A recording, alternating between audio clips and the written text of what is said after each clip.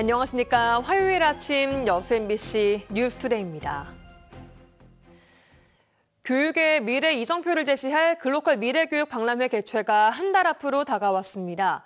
박람회 성공 개최와 준비 상황을 공유하는 자리가 주 무대인 여수 세계박람회장에서 열렸는데요. 유민호 기자가 취재했습니다. 글로컬 미래교육 박람회가 열릴 여수 세계박람회장입니다. 10년 넘게 비어있던 전시관이 깔끔하게 정비됐습니다. 전시관마다 미래교육을 주제로 국내외 기관, 기업이 부스를 설치해 방문객을 맞습니다. 다음 달 29일 개최될 글로컬 미래교육 박람회가 한 달 앞으로 다가왔습니다. 전남교육청은 준비 상황을 공유하고 성공 개최를 다짐하는 행사를 열었습니다. 지역이 중심이 돼 미래교육의 생생한 모습을 세계에 알리겠다는 목표입니다. 박람회 주제인 공생애 교육 지속 가능한 미래는 미래 사회를 살아가는 학생들이 함께 협력하며 미래를 만들어간다는 의미를 담고 있습니다. 교사가 인공지능, AI 프로그램으로 작곡한 박람회 주제가도 처음 공개됐습니다.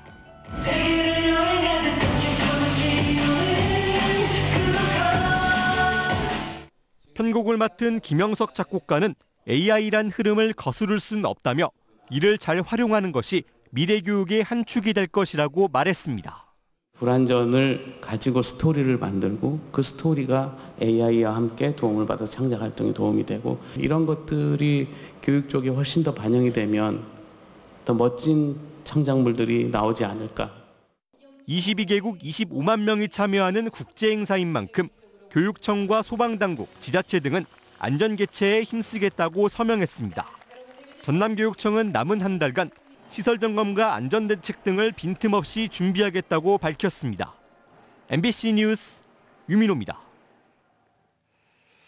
전남 동부권 지역사회가 한 목소리로 전남도의 공모를 통한 전남권 의대 추천대학 결정 방식의 철회를 촉구하고 있는데요.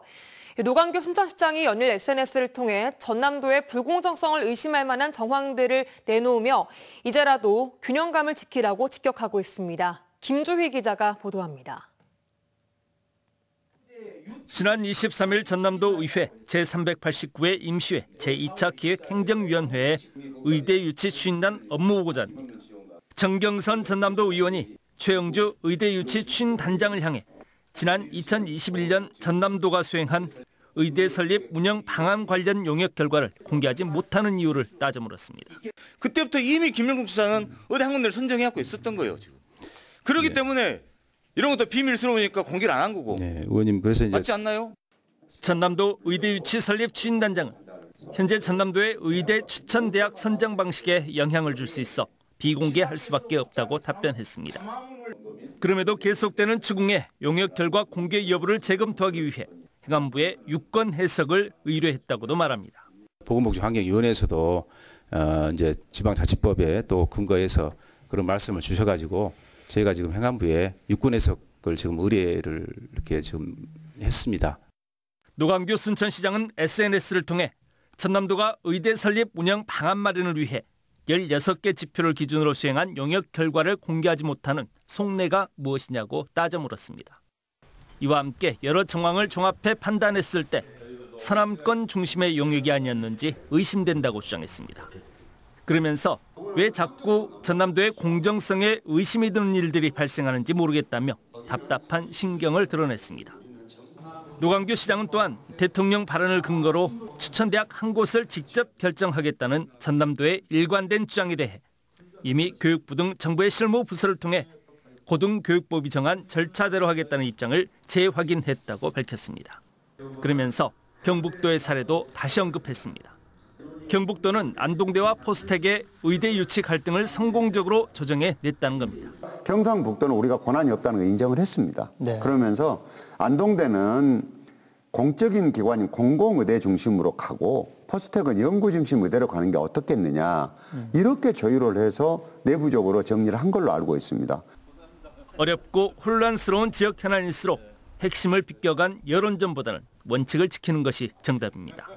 이래야만 부작용이 적습니다.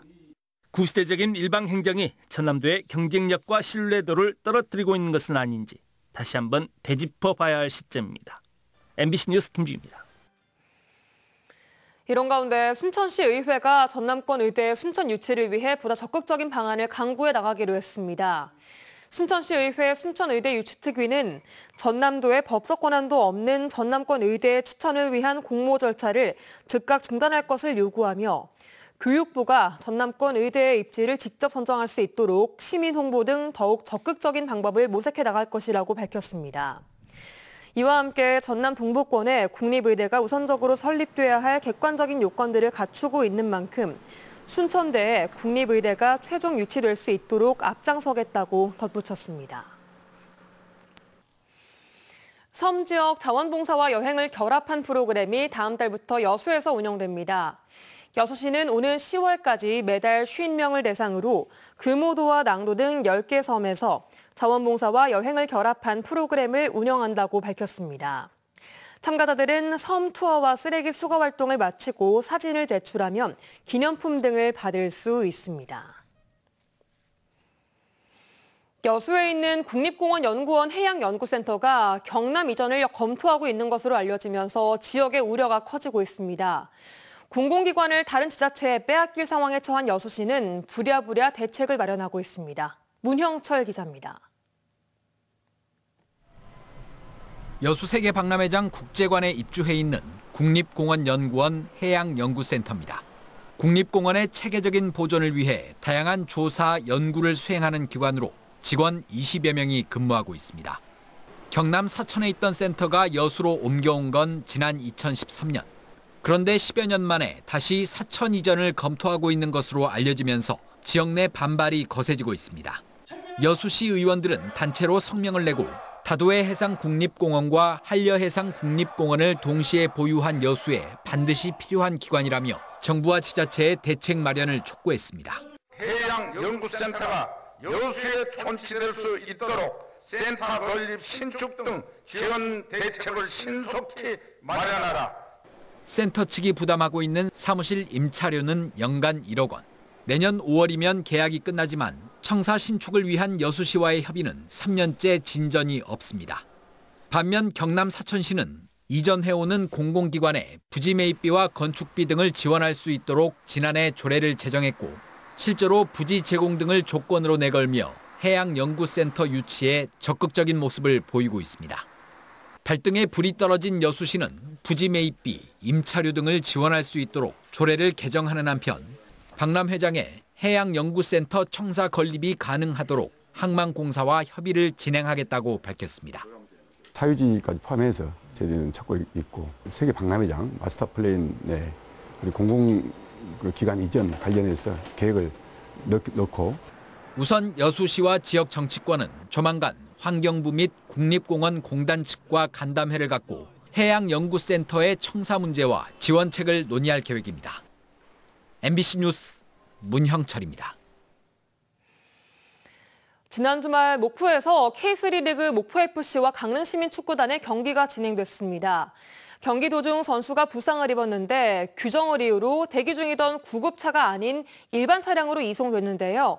이 절차를 두고 논란이 일고 있습니다. 최다훈 기자입니다.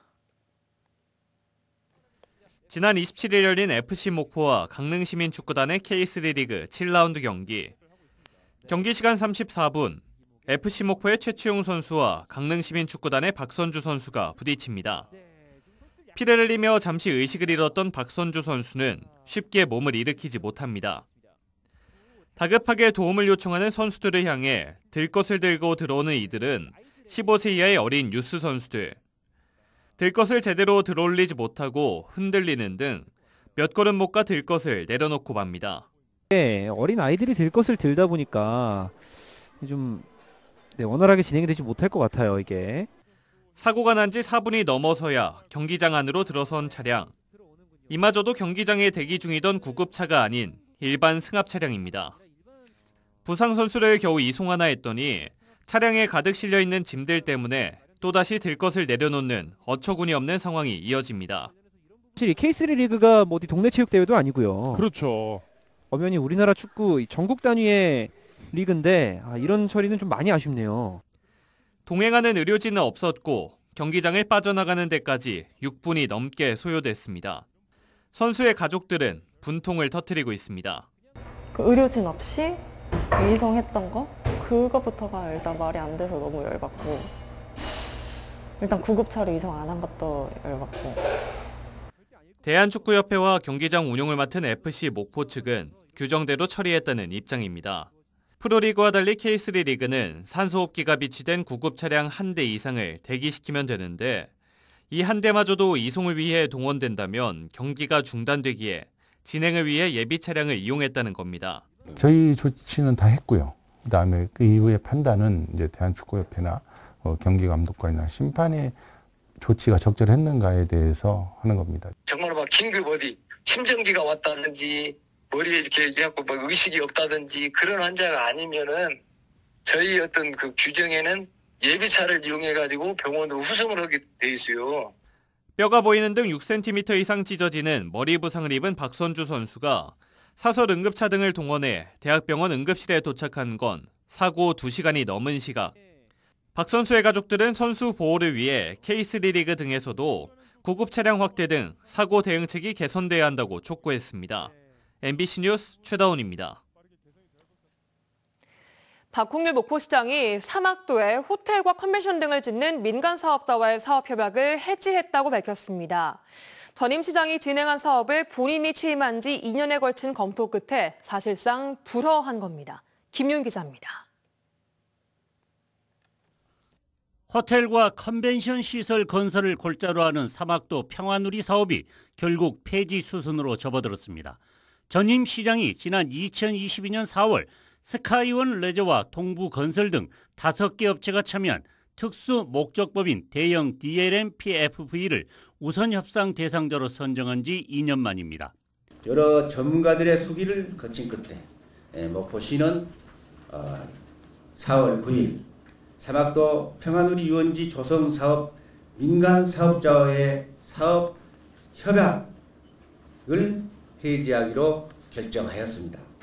박홍률 시장은 사업 협약 해지 사유로 사업 부지에 대한 방제 계획 수립과 전략 환경 영향 평가서 미제출, 사업비 3,500억 원의 5%인 175억 원에 대한 협약 이행 보증금을 대체한 부동산 수익권 증서의 부실 등입니다.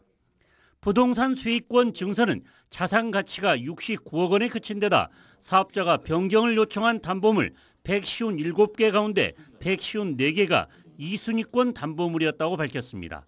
목포시는 이를 보완할 대체 납부 방안과 재무적 출자자의 금융 약정서, 참여 호텔 측에 투자 관련 결정서를 요청했지만 아직까지 회신을 받지 못했습니다. 목포시는 민간사업자에게 기존의 부동산 수익권 증서에 대체 납부 방안을 제시해 줄 것을 7차례나 요청했습니다. 민간 사업자는 무대응으로 일관해 왔습니다. 박 시장은 법률적 검토를 거쳐 결정한 사안이라며 사업 협약 해지에 따른 법률적 부담은 없을 것이라고 자신감을 피력했습니다. 사막도는 앞으로 생태연 테마공원이 될 수 있도록 검토할 것이라고 밝혔고 유달산 서면 개발을 통해 호텔과 리조트를 유치하겠다고 덧붙였습니다. MBC 뉴스 김윤희입니다.